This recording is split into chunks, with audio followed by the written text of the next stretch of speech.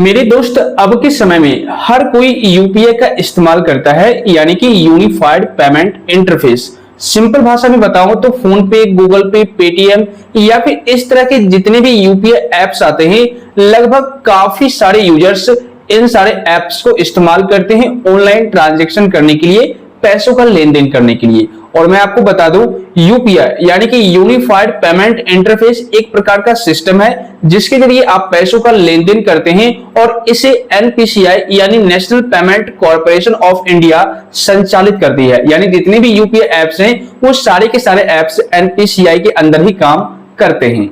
लेकिन बहुत सारे ऐसे यूजर्स हैं जिनके मन में हमेशा एक कंफ्यूजन होता है कि हम यूपीआई के थ्रू, किसी भी यूपीआई एप्स के थ्रू साल में कितने रुपए का लेन देन कर सकते हैं, यानी ट्रांजैक्शन कर सकते हैं, या फिर महीने में इसकी लिमिट क्या है या पर डे की लिमिट क्या है। मतलब जानना चाहते हैं कि हम यूपीआई ऐप के थ्रू कितने पैसों का लेन देन एक साल में, एक महीने में या एक दिन में कर सकते हैं, इसकी क्या लिमिट है, जिससे कि फ्यूचर में हमें टैक्स का कोई झंझट ना लगे, यानी इनकम टैक्स का नोटिस ना मिले, या फिर हमारे बैंक अकाउंट पर कोई इफेक्ट ना पड़े, बाद में मेरे को कोई प्रॉब्लम फेस करना ना पड़े। तो भाई इस वीडियो को आप लोग एंड तक देखिएगा। मैं आपको सबसे सिंपल लैंग्वेज में और पूरी डिटेल में बताऊंगा। इस वीडियो को देखने के बाद अब आपके मन से सारे डाउट क्लियर हो जाएंगे। तो वीडियो काफी ज्यादा इंफॉर्मेटिव होगी, लाइक और शेयर कर दीजिए। तो चलिए शुरू करते हैं। दोस्तों, मैं आपको बता दूं, चाहे आप किसी भी यूपीआई एप्स का इस्तेमाल करते हो, लाइक एज फोन पे, गूगल पे, पेटीएम या फिर किसी भी यूपीआई ऐप का इस्तेमाल करते हैं ना, तो ऑनलाइन ट्रांजैक्शन करने की जो पर डे की लिमिट है वो है 1,00,000 रुपये। जी हाँ, मतलब फोन पे से भी या गूगल पे से भी या पेटीएम से भी आप 1,00,000 रुपये तक पर डे ट्रांजैक्शन कर सकते हैं, किसी को पैसे भेज सकते हैं।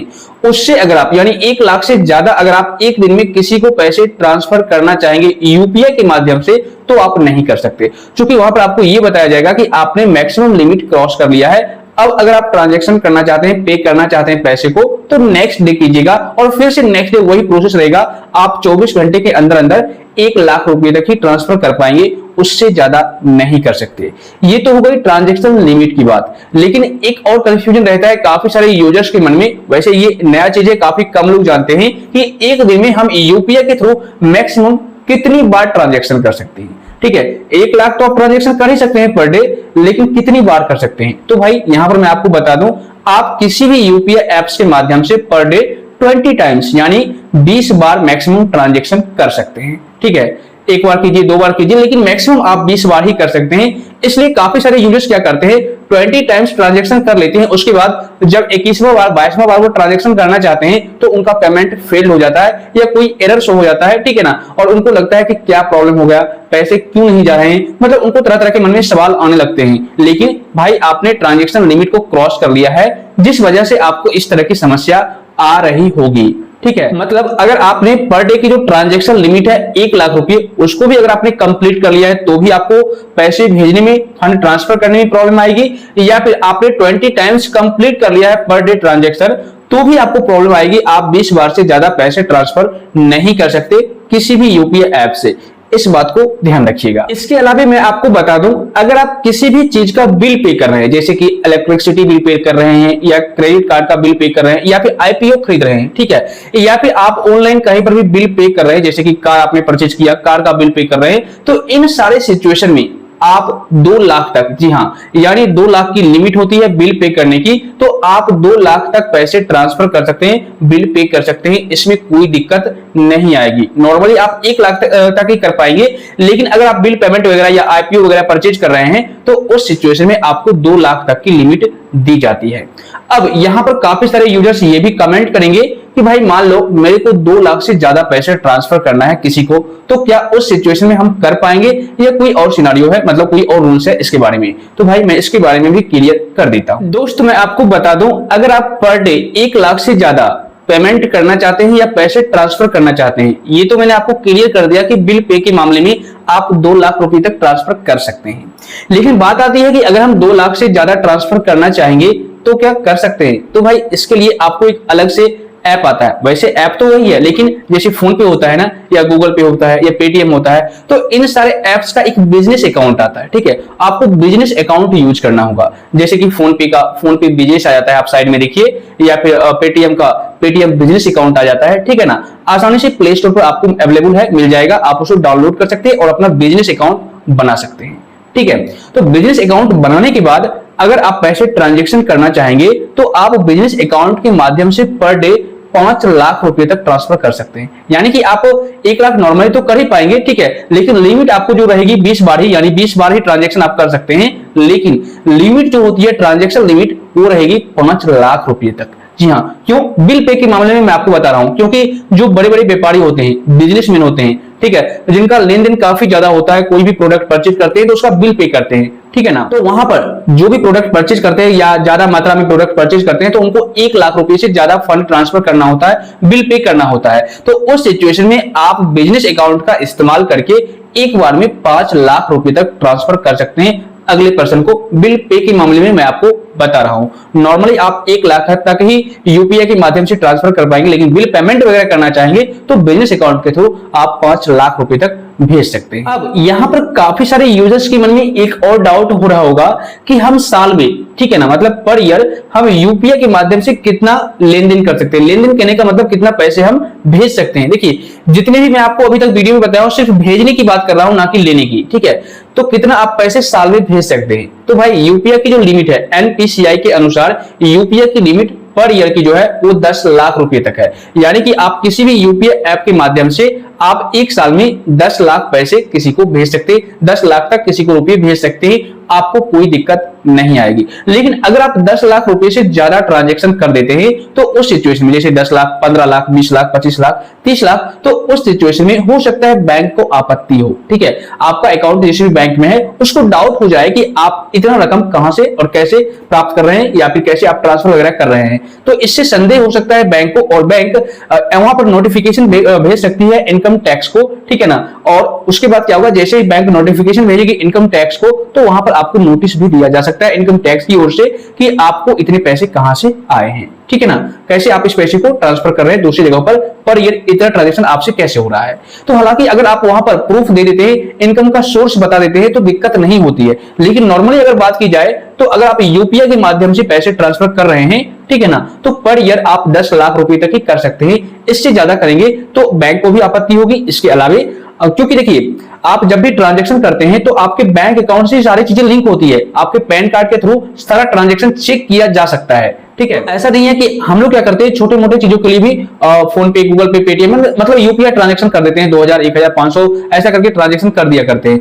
और इसके अलावा होता क्या है कि सिर्फ इतना ही नहीं, यूपीआई के माध्यम से ही नहीं ट्रांजैक्शन करते, बल्कि एटीएम के थ्रू भी हम पैसे निकालते हैं, या फिर पीओएस के थ्रू भी हम पैसे को निकालते हैं, लेन देन करते हैं। मतलब बहुत तरह का ट्रांजैक्शन हो जाता है। तो कुल मिलाकर के अगर पर ईयर की बात की जाए तो 10 लाख से ज्यादा अगर आप करेंगे तो फिर दिक्कत होगी, लेकिन अगर आप 10 लाख तक करेंगे तो कोई दिक्कत नहीं होगी। और अगर आप 10 लाख से ज्यादा करते हैं तो उस सिचुएशन में इनकम टैक्स की नोटिस आ सकती है और आपको टैक्स पे करना पड़ सकता है। ठीक है, इस बात को आप ध्यान रखिएगा। तो अगर आप टैक्स की मुसीबत से बचना चाहते हैं तो आप नॉर्मली 10 लाख तक ही लेन देन करें, यानी पैसे ट्रांसफर करें किसी को भी, पर ईयर इससे ज्यादा आप ना करें। अगर आपको करना है तो फिर आप बिजनेस अकाउंट का इस्तेमाल करें। मान लीजिए आप कोई बिजनेस करते हैं, कोई व्यापारी हैं, दुकानदार हैं, ठीक है, और आपको पर ईयर 30 लाख, 35 लाख या 40 लाख का ट्रांजैक्शन करना होता है तो आप बिजनेस अकाउंट का इस्तेमाल कीजिए। ठीक है, जैसे फोन पे का बिजनेस अकाउंट हो गया, या गूगल पे का या पेटीएम का बिजनेस अकाउंट आता है, ठीक है, उसको इस्तेमाल कीजिए। इसके अलावा आप हर एक बिजनेस अकाउंट में चाहे तो अपना एक करंट अकाउंट लिंक कर सकते हैं। आप अपने बैंक में करंट अकाउंट को ओपन करवा लीजिए, क्योंकि इसमें कोई लिमिटेशन नहीं होता है, अनलिमिटेड होता है, जितना पैसा चाहे आप ट्रांजैक्शन कर सकते हैं। तो इसमें आपको इनकम टैक्स का कोई झंझट नहीं होता, कोई प्रॉब्लम आपको फेस करनी नहीं पड़ती है, या फिर बैंक की ओर से भी आपको कोई भी दिक्कत नहीं होती है। ठीक है ना, तो करंट अकाउंट लिंक करके और बिजनेस अकाउंट का इस्तेमाल करके पैसे ट्रांसफर करेंगे, फंड ट्रांसफर करेंगे तो आप एक दिन में 5 लाख भी कर सकते हैं। और अगर आप पर ईयर भी करना चाहते हैं 10 लाख से ज्यादा तो आपको कोई दिक्कत नहीं आएगी। दोस्तों, मैं आपको बता दूं, यूपीआई का इस्तेमाल इसलिए होने लगा, मतलब यूपीआई की शुरुआत इसलिए की गई क्योंकि हम लोग पहले क्या करते थे, किसी भी प्रकार का ट्रांजैक्शन करने के लिए कैश का इस्तेमाल करते थे, ठीक है, और अपने बैंक अकाउंट से पैसे निकाल के कहीं पर भी यूज करते थे। तो उस सिचुएशन में हमारे बैंक अकाउंट पर ना तो सरकार की नजर होती थी, ना तो यूपीआई की, और ना ही इनकम टैक्स की, किसी भी डिपार्टमेंट की नजर नहीं होती थी कहां से पैसा आता है और कहां जाता है। तो इसी चीज को देखने के लिए सरकार ने एनपीसीआई यानी यूपीआई चालू किया है, ठीक है। और इससे क्या होता है कि हम लोग छोटी मोटी रकम भी ट्रांसफर किया करते हैं, या फिर अपने दोस्तों से पैसों का लेन देन करने के लिए ऑनलाइन ही ट्रांजैक्शन कर दिया करते हैं, ठीक है ना। या फिर कहीं पर भी सब्जी खरीदने जाते हैं 20 रुपए का भी, तो वहां पर भी ऑनलाइन ट्रांजैक्शन करते हैं। तो उस सिचुएशन में हमारे अकाउंट में पैसा कहां पर आए हैं, कैसे आए हैं, और मैंने कितना रुपया कहां पर ट्रांसफर किया है, इन सभी चीजों का ट्रांजैक्शन जो होता है ना, उस पर नजर रखती है सरकार, एनपीसीआई, यूपीआई, और जितने भी डिपार्टमेंट होते हैं वो सारी नजर रखते हैं हमारे पेमेंट पर, ठीक है। तो उनको ये पता रहता है कि हमारा पैसा कहां से आया और कहां से गया है, ठीक है ना। और अगर हम जरूरत से ज्यादा, लिमिट से ज्यादा पैसे का लेन देन कर लेते हैं यूपीआई के थ्रू, तो इनकम टैक्स की नोटिस भी आ जाती है, हमें टैक्स भी भरना पड़ जाता है। इसके अलावा एक पॉइंट मैं और आपको क्लियर कर दूं, अगर आपका कोई भी शॉप है, व्यापारी है आप लोग, ठीक है ना, और अगर आप पैसे लेते हैं क्यूआर कोड को स्कैन करवा करके, जैसे कि दुकान पर आप लोग जाते होंगे किसी दुकानदार को पेमेंट करने के लिए, ठीक है, तो वहां पर आप क्यूआर कोड स्कैन करके पेमेंट कर देते होंगे। तो वहां पर पेमेंट अगर आप लेते हैं, पैसे अगर आप लेते हैं, तो अगर आप साल में 10 लाख रुपए से ज्यादा पेमेंट रिसीव करते हैं, तो उस सिचुएशन में आपके अकाउंट से टीडीएस कटना स्टार्ट हो जाता है, ठीक है। और टीडीएस जो होता है वो 0.5% से लेकर के 1% तक आपका टीडीएस कटना स्टार्ट हो जाता है। और 10 लाख रुपए से जितना भी ज्यादा आप रिसीव करोगे पेमेंट, ठीक है, उसमें टीडीएस कटेगा, ठीक है ना। तो इससे इनकम टैक्स को कोई दिक्कत नहीं होती, क्योंकि टीडीएस तो ऑटोमेटिक काट रहा है आपके अकाउंट से, तो आपको वहां पर नोटिस भेजा नहीं जाएगा। हाँ, आप रिटर्न फाइल करेंगे तो उस सिचुएशन में जो टीडीएस आपका कटा है वो तो मिल जाएगा, लेकिन अगर आप रिटर्न फाइल नहीं करेंगे तो भाई आपको कोई भी लाभ नहीं मिलेगा, और यहां पर आपको टैक्स की मुसीबत नहीं आएगी, क्योंकि ऑलरेडी टीडीएस पहले से ही आपके अकाउंट से कटता जा रहा होगा, ठीक है ना। तो दोस्तों ये सारे डिटेल्स थे, ये सारी बातें थे, ये सारी इंफॉर्मेशन थे जो यूपीआई से रिलेटेड काफी सारे यूजर्स के मन में चल रहे थे, और इस वीडियो के माध्यम से मैंने क्लियर कर दिया। वैसे आप लोग मुझे कमेंट करके बताइएगा, इस वीडियो को देखने के बाद फिर भी किसी भी प्रकार का आपके मन में डाउट रह गया हो, सवाल चल रहा होगा, तो आप बेशक नीचे कमेंट कर सकते हैं, और टेलीग्राम ग्रुप का भी लिंक आपको डिस्क्रिप्शन बॉक्स में मिल जाएगा, वहां पर भी जाकर कमेंट कीजिए, सवाल कीजिए, ताकि मैं आपके सवालों को सही तरीके से जवाब दे पाऊं। और इस चैनल को सब्सक्राइब करके बेल आइकन को दबा दीजिएगा, क्योंकि इस YouTube चैनल पर आपकी छोटी हो या बड़ी प्रॉब्लम, उसका सॉल्यूशन सबसे सिंपल और लेटेस्ट प्रोसेस में देखने को मिल जाता है।